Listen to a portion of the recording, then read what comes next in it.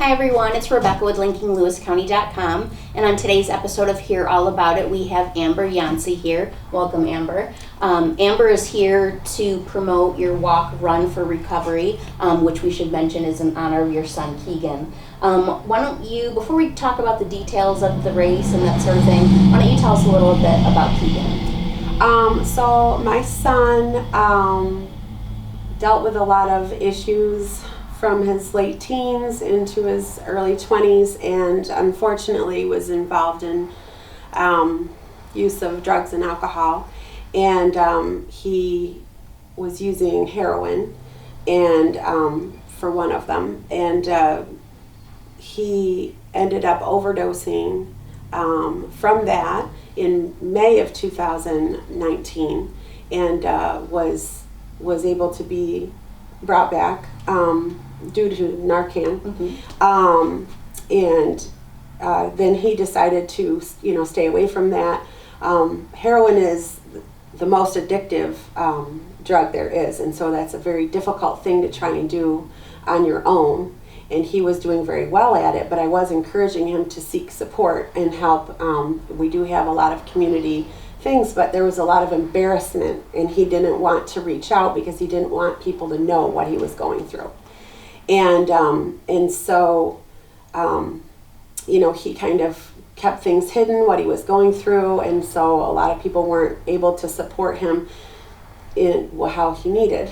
And I imagine that's not just a thing typical just to your son. No. That's probably prevalent throughout anyone that's dealing with this kind of issue. Right. And I mean, if you think about it and you think about your coping skills, my coping skills, what do you do when you're stressed out? What do you do, to say, I go take a walk or I go to the gym and work out? Well, that's great. Those would be good positive things to do, but many people find themselves under huge amounts of stress or really upset about something, and they look for that escape, and they find it in alcohol or drugs.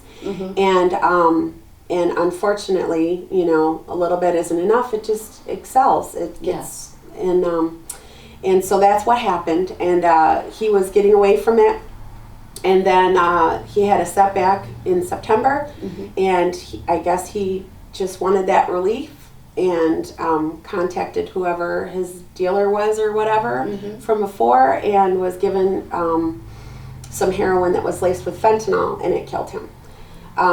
So he died September 22nd, 2019, and it's been a long process, but this has... Right, I can imagine. I mean, before we go any further, I want to say, we are so sorry for your loss. The loss of anyone is very traumatic, but the loss of a child is something that is completely different. Do you think organizing this walk run was a way for you to try to get through your grief and give you tunnel your grief into something kind of positive? Yes. Yeah. So the summer of 2020, so he had been gone about 10 months or so, I saw an ad online for a virtual walk for recovery, and I was like, oh yeah, and so I signed up for that online. And I mentioned to a few people, they just have you walk sometime during September, because September is National Recovery Month. Okay. And I said, how apropos if I would walk on the date of the anniversary of his death. Yes. That would give me something to focus on. So I was planning my walk then, and I kind of word of mouth told some other people, and they wanted to get involved. And I think between what was raised for the online thing that I did and locally, because some people just started giving the money to me so I could give it locally. I think it was like $2,000, because That's amazing. I think there was like 1,100 online or something, and then the first year we gleaned $900. And that's just a testament to the area that we live in. People just kind of are really good about showing up. We talked about in our pre-interview that the walk is actually held in Carthage. Yes. You are a Lewis County resident. The walk is held in Carthage, but I thought it was cute that you said, addiction doesn't stop at a county border. I thought that was a perfect thing to say. That's right. Why do you hold it in Carthage? Is there a specific reason? So my son was raised there. Okay. I lived there. I've been in Loudville now for 10 and a half years, but we did live there. And as an adult, he was living and working in Carthage. Okay, so that's his home. That's his home, and my hope was to have his friends come out, and also people that knew and loved him.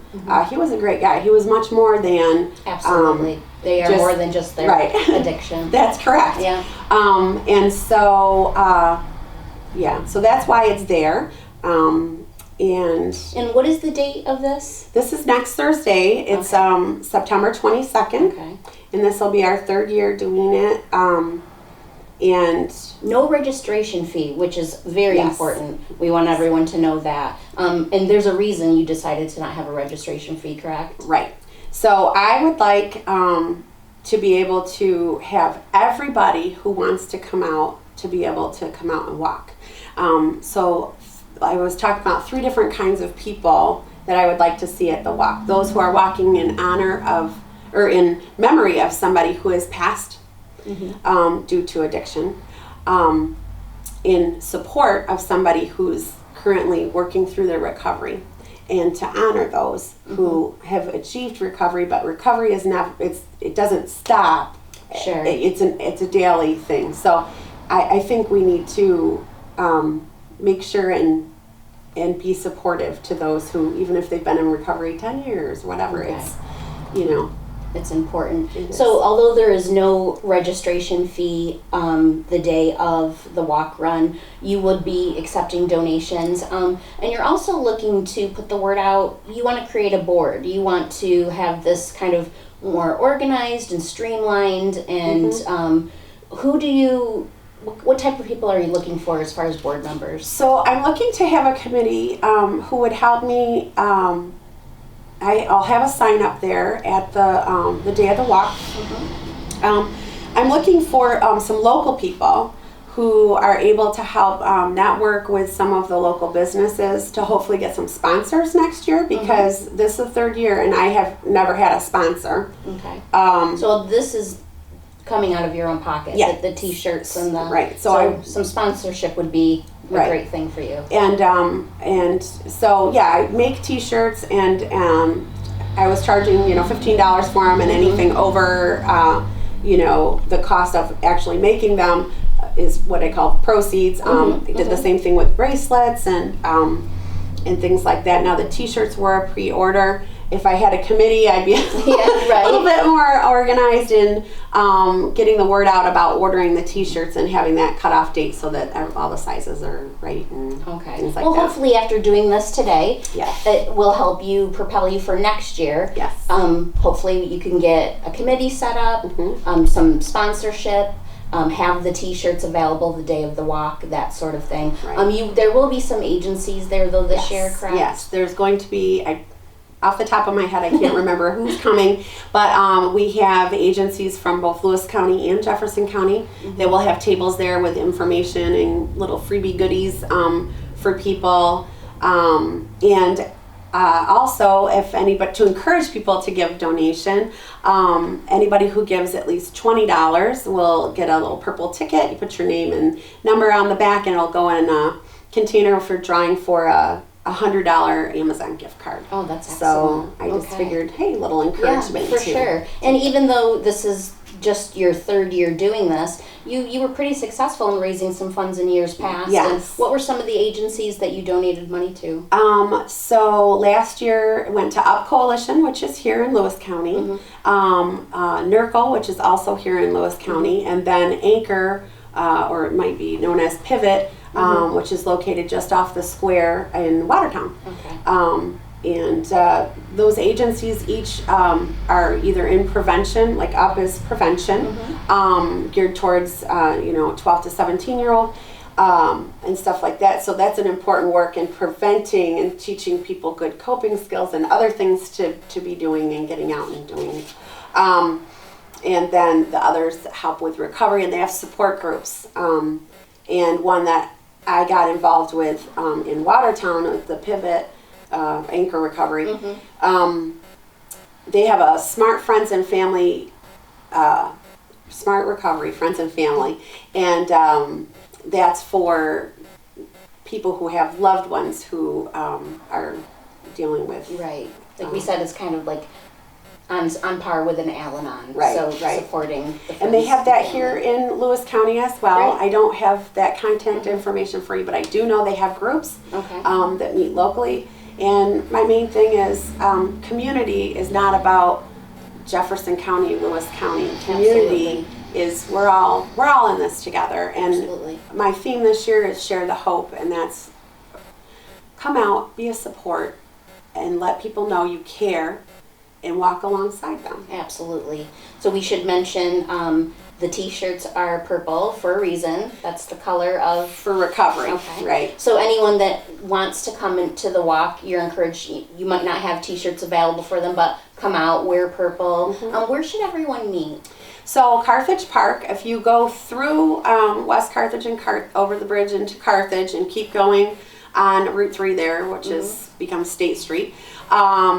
As you're going out of town, on your left is Carthage Park, and it kind of winds back around up in there, and there's a pavilion will be set up there. You'll see everybody, and whether you like to run or walk, it's up to you. It's and a 5K, right? Yep, it's a 5K, which is 3.1 miles, and we when we start, we proceed down through the town over the bridge into West Carthage, and we turn at a crosswalk that's marked, Okay. and come back.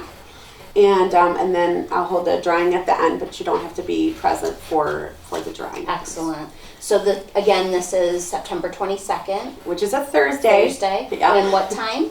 It's if you get there around 5, no later than 5, that would be best. Okay. So then you can participate in some of the, check out the tables and talk to people and things like that. The walk itself starts at 5:30. Okay. So yeah. Excellent. So Amber, this is a perfect example of, even in tragedy, strong people pull themselves together and do something in honor of someone that you loved very much. What would be one piece of advice you would give families that are kind of currently in the throes of this right now? I would have to say, keep reaching out to your loved one. Let them know that you love them. Let them know that you care, and when they're ready to make a change, you will support them. And I don't mean support them by giving them money. That is not what I'm saying. Be a support to them and put that arm around. Give a hug. Let them know that they're doing a good thing. Excellent. Well, we appreciate you coming in today, Amber. We hope you get a ton of support on Thursday. And everyone, like Amber was saying, she's looking for committee members to get this thing growing larger for next year. Yes. A little bit of sponsorship, and hopefully you have good weather and a great turnout. Thank you very much. Thank you. Thank you for having me. Absolutely.